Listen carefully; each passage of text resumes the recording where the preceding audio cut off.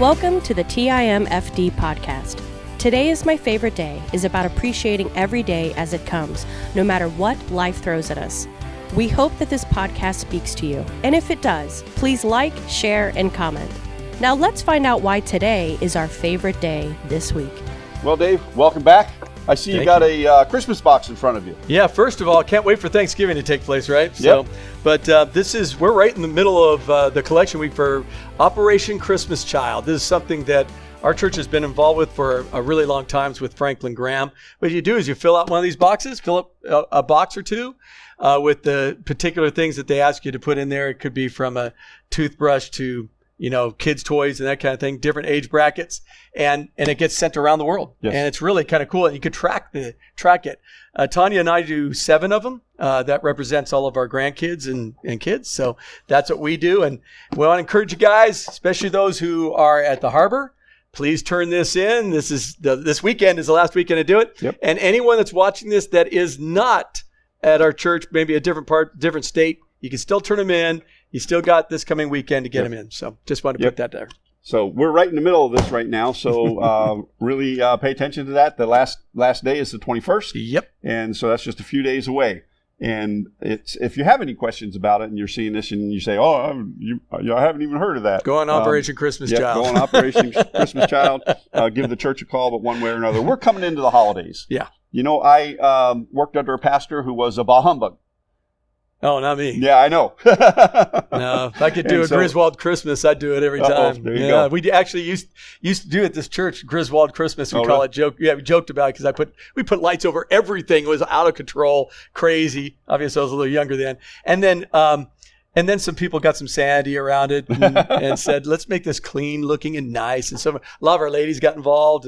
And I must admit, it looks a lot nicer when we do it. We don't have things up yet because this coming weekend is actually when we decorate the church too. Oh, that's right. That's right. So there's all that going on. And by the way, on Operation Christmas Child, I forgot to say this, we are a collection station too. Yes. So there's many churches in your area around the country in which you look for the collect. All you have to do is go Operation Christmas Child, look for collection places, and you'll see a church somewhere in the area that you can go drop the boxes off. They have the boxes there too, so you go get them. And you could also do it online. Yeah. You could actually just order online and pay them online, and they'll make a box for you. Yeah, it's pretty cool. Yeah. They track them. There's a little paper that you fill out, and you can track your box, see where it goes. It's really a pretty cool operation. And they have a gospel that's in gospel things they put in these boxes, and then they have people that are in these different places around the world where they're kind of missionaries for it. And so they'll go to the town or whatever, and they have all the boxes ready to give out, and they give the gospel. And it does a lot of really good things. It opens up a lot of doors to be able to help people as well. So prior to Christmas comes Thanksgiving. What are some of your traditional Thanksgiving holiday events or food? Yeah, when I grew up, we got together with another family, and had this huge long table at my parents' house that it was, and I shouldn't say table, it was a number of tables put together, and everyone brought a dish. So no one got loaded up with any pressure, and I love that. So everybody came in with their own things. It was a lot of fun that way, and we didn't dress up. We used paper plates and paper cups and all that kind of stuff because no one wanted to clean afterwards. Yeah. I know that doesn't sound, Hallmarkish and all that stuff. Right. Like I said, I don't come from that background, but man, we just had so many games. We played tons of games, had a great time when I was a kid. As I got married, we hung out a lot with Tanya's side of the family. We actually, because we lived on this side, and there were times we were in 4 generations. Oh, wow. So that was kind of cool too. That's cool. A little more fancy sometimes, but then we talked her mom into not making it so pressure packed because it was all on her shoulders at one time. She wanted to do that. I go, we didn't do that in our home. Yeah. So then, we bring things, they brought stuff and it reduced the pressure, and watched a lot of football, honestly. Prayed, but then did a lot of football. One other thing, and then I'll let Sam go on his. Tanya came up with this thing I thought was great. She saw it, I think, with Focus on the Family, where you did thankful notes. So we had this jar, and we had these, notes next to it that you could just pull out any time throughout the year, write a Thanksgiving fold it up and throw it inside the jar. Oh, okay. And so that started right on the day of Thanksgiving. The next day, it started again. A new jar. And then when Thanksgiving came around, we'd open up and read them and put them in the journal. It was really kind of neat. Yeah, that's kind of neat. So we did that when Rebecca and Shayna were younger. It was a lot of fun. Lately, now that we've been out of the home, I mean, we don't have any kids, we have grandkids. We hang out with the grandkids. Yeah. Yeah. Yeah, and that's always cool, hanging out with the grandkids anytime. Well, when they were younger, I actually played football against them. Oh, okay. It was me against them. Oh, Especially when they were really young. Yeah. And we played on this little grass space, and I would be the commentator as we're doing it, and I would let them win at the end. Yeah. And they'd kind of do that kind of stuff. But it was a lot of fun. Now they could all pick me up and crush me. Right. There's some big boys there. Big guys. Yes. Yeah. Growing up, we did a lot of holidays at my grandmother and grandfather's house. On my mom's side. I like to think it was a big, long table, but I've been back to the house. If it's one table, I know you think it's big, but it's not. I know.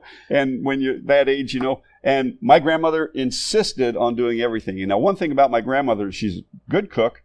She was a great pie maker. She made terrible cakes. I mean, they were almost not, she insisted on doing them from scratch, right?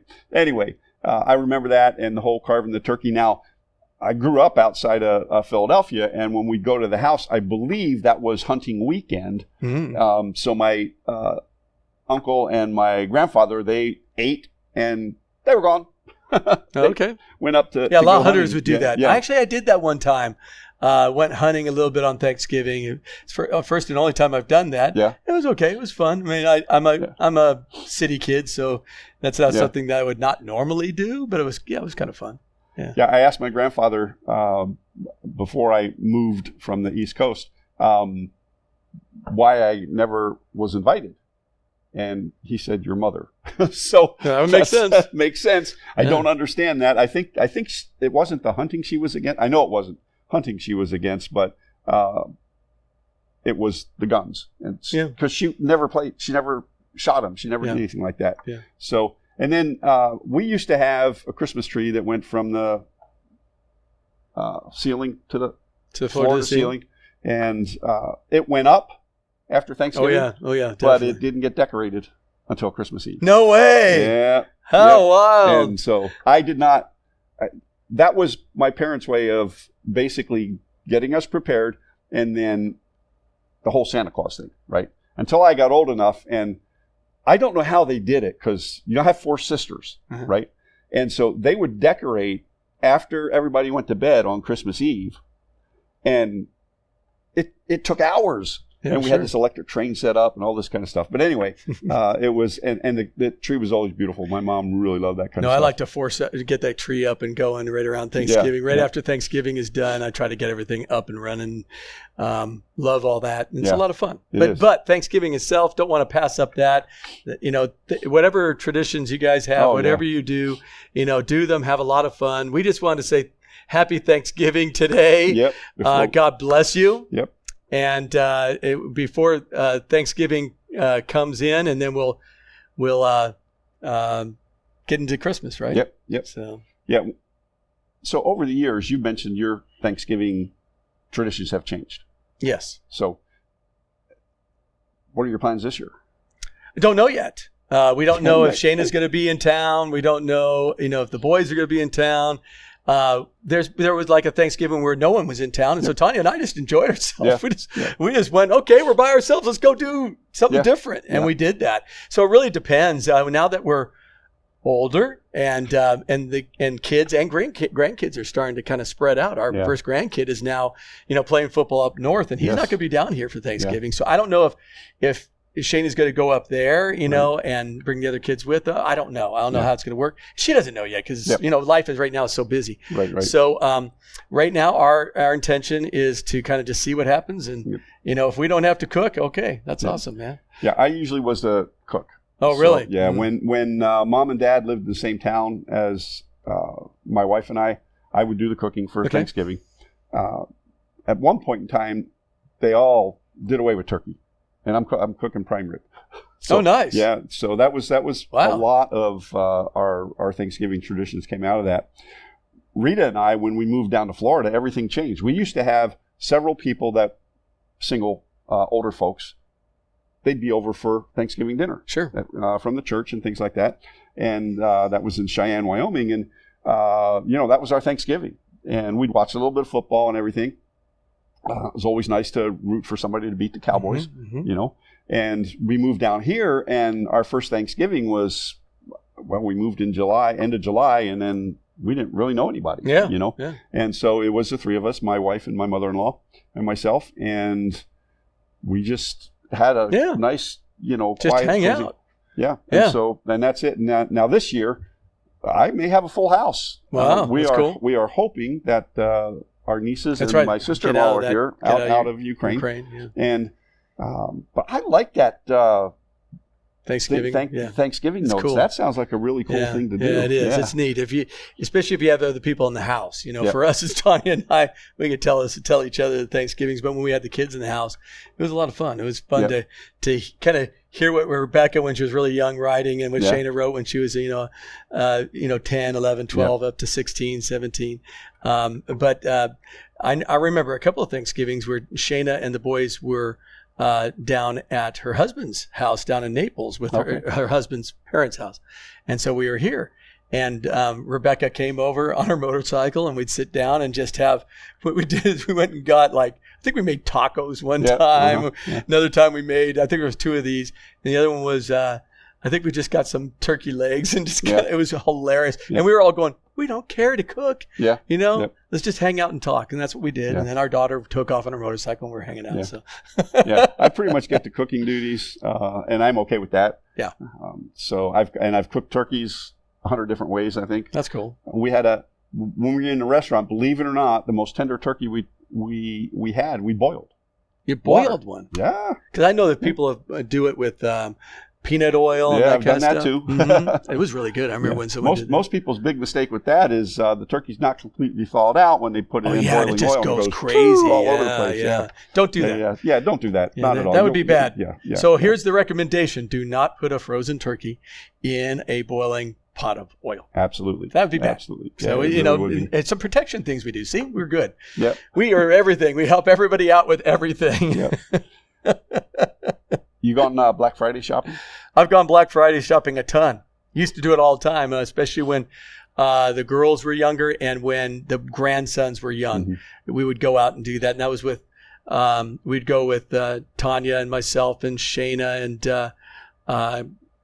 usually Connie. And we would just go out and do that and have a good time. And sometimes sometimes it was pretty bad. And then after a while I went, I don't want to do this anymore. Yeah. So I don't do it anymore. Okay. I don't do it. What was your job? Oh, I would go out and carry things or, move things and stay behind and put it in the, cart and walk the cart around. Yeah, of course. My job was to get in line as soon as it started. Oh, that was smart. Yeah. And so I would did that. Be in line with an empty cart.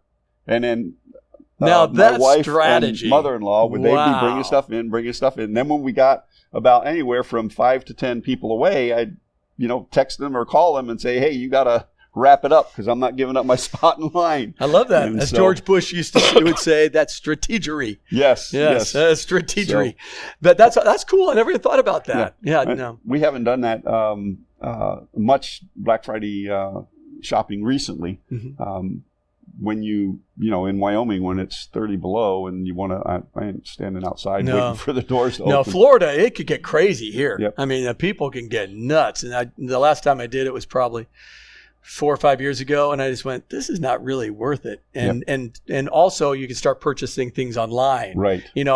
What do they call those sales that come on online? Is it Monday? I think it's called, what is it called? Cyber Monday. I'm asking Alex over here, our trusty tech person. Cyber Monday, I had to ask him. And so now Tanya does most of her stuff online. She purchases most things online. I think you get better deals online really? than you do standing. Wow. That's what I do, the same thing.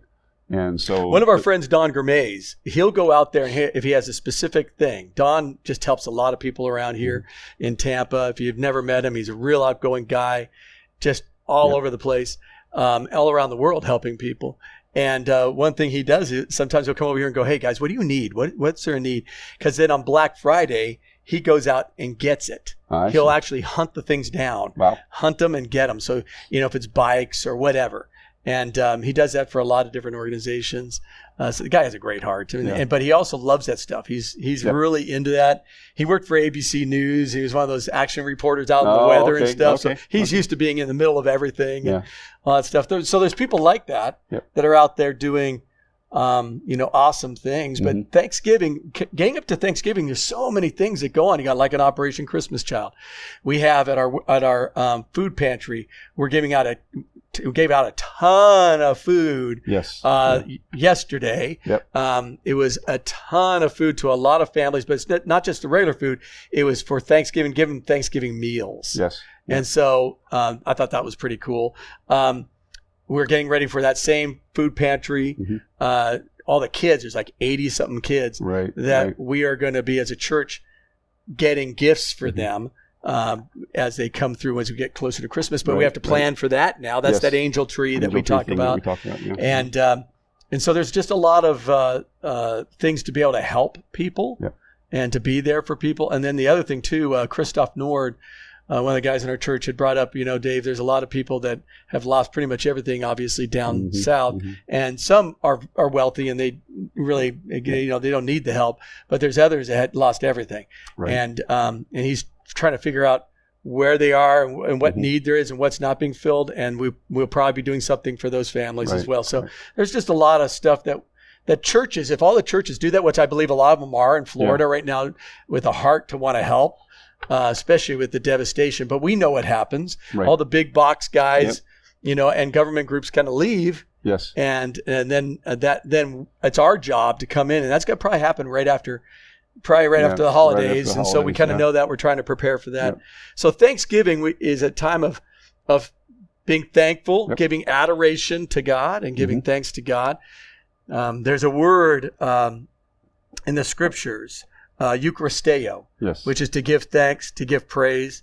And I think that we have a tendency to forget to be thankful and give gratitude to God. And so we're also we're right in the middle of a gratitude challenge in our church. So, we're trying to do whatever we can to get our heads in a better place. Because when we're grateful, we're healthier mentally, emotionally, physically, spiritually.